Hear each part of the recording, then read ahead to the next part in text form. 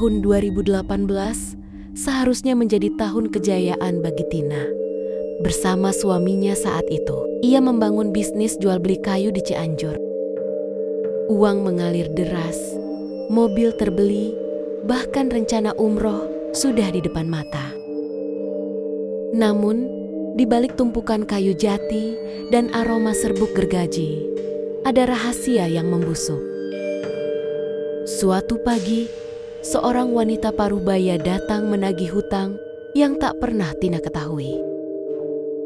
Disusul bapak-bapak lain yang membawa kabar lebih pahit. Suaminya terlilit hutang judi hingga ratusan juta rupiah. Dalam sekejap, istana yang mereka bangun runtuh, pabrik tutup, aset disita, dan pernikahan itu hancur. Tina berdiri di tengah puing hidupnya dengan beban hutang 180 juta rupiah di pundaknya. Rasa putus asa membawa Tina ke Jakarta, lalu ke Bali. Ia tergiur tawaran temannya, Sasa, untuk bekerja di sebuah spa dengan bayaran fantastis. Namun, kenyataan tak seindah bayangan. 3 bulan pertama, Tina hanya duduk termenung. Tak ada tamu yang meliriknya. Foto profilnya di buku tamu spa seolah tak terlihat. Kalau mau laku, makanan itu harus dikasih bumbu dong, Tin. Bisik Sasa suatu malam. Bumbu yang dimaksud bukan rempah, melainkan sesuatu yang melampaui nalar manusia. Sasa membawa Tina menembus hutan di daerah terpencil. Jalanan setapak itu dikelilingi nisan-nisan tua yang membisu. Di sana, di bawah pohon beringin raksasa yang dahan-dahannya menjuntai seperti rambut raksasa, tinggallah seorang pria yang dipanggil Abah. Sosoknya mengerikan.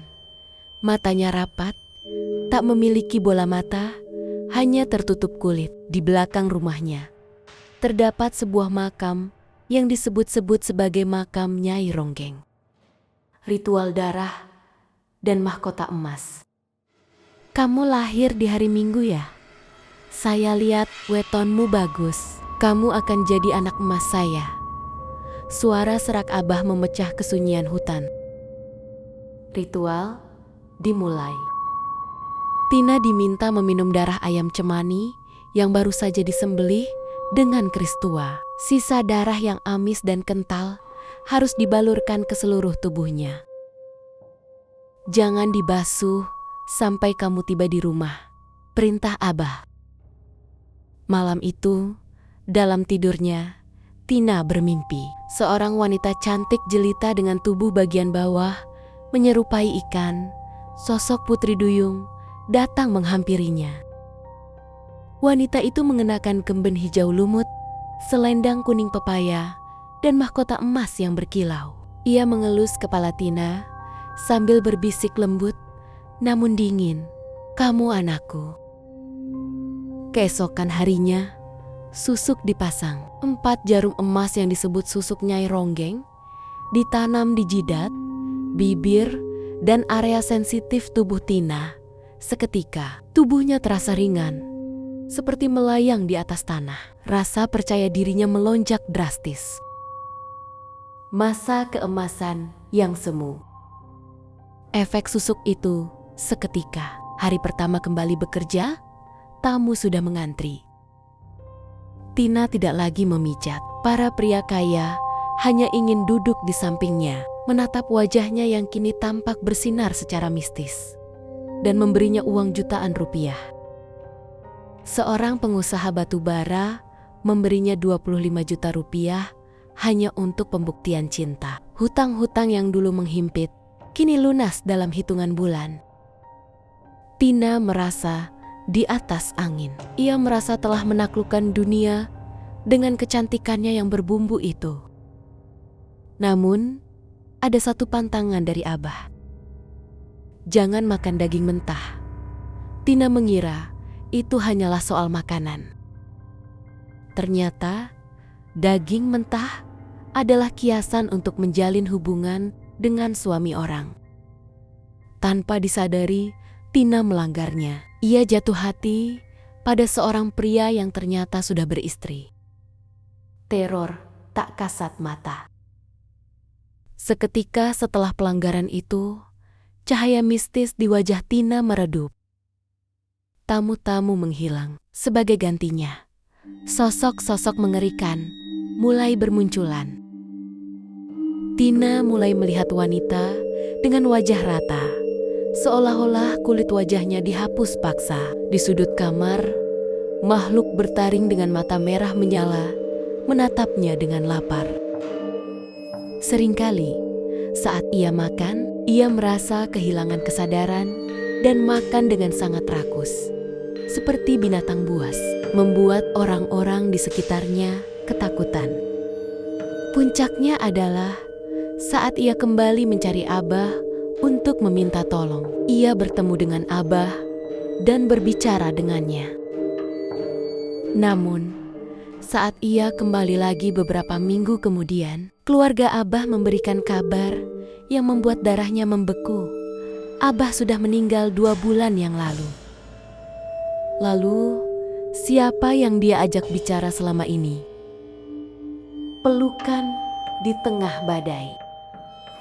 Tina hampir gila. Ia berteriak-teriak setiap malam, melihat makhluk yang tak dilihat orang lain. Ibunya bahkan mengira ia telah kehilangan kewarasan. Hingga akhirnya, seorang pria bernama Hadi datang. Hadi memiliki kelebihan untuk melihat apa yang Tina lihat. Alih-alih lari ketakutan, Hadi memeluk Tina di tengah kumatnya. "Aku tahu apa yang kamu lihat. Kamu tidak gila," bisiknya. Tapi Hadi tidak bisa menghilangkan susuk itu sepenuhnya karena sudah menyatu dengan jiwa Tina. Tapi ia berjanji untuk menemani Tina menanggung beban itu. Hingga hari ini, Tina masih sering melihat bayangan hitam di depan matanya saat akan tidur. Susuk itu masih di sana, menjadi pengingat abadi akan perjanjian gelap yang pernah ia buat. Kisah ini memberikan kita pelajaran berharga bahwa tidak ada jalan pintas yang tidak berisiko. Kesesatan berujung penderitaan. Segala sesuatu yang didapatkan melalui jalur gaib atau pesugihan mungkin memberikan hasil instan.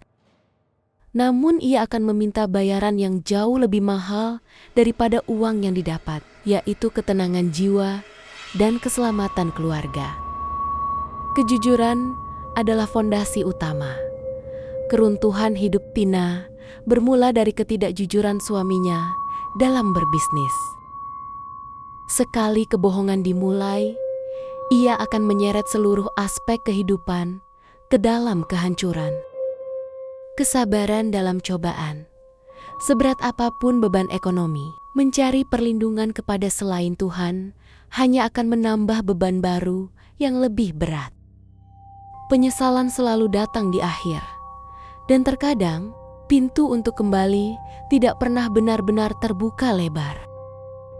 Jangan lupa saksikan kisah lengkapnya di channel YouTube Malam Mencekam, karena di sana kamu akan menyaksikan langsung orang yang menceritakan kisah ini, dan tentunya akan lebih seru dan mendebarkan.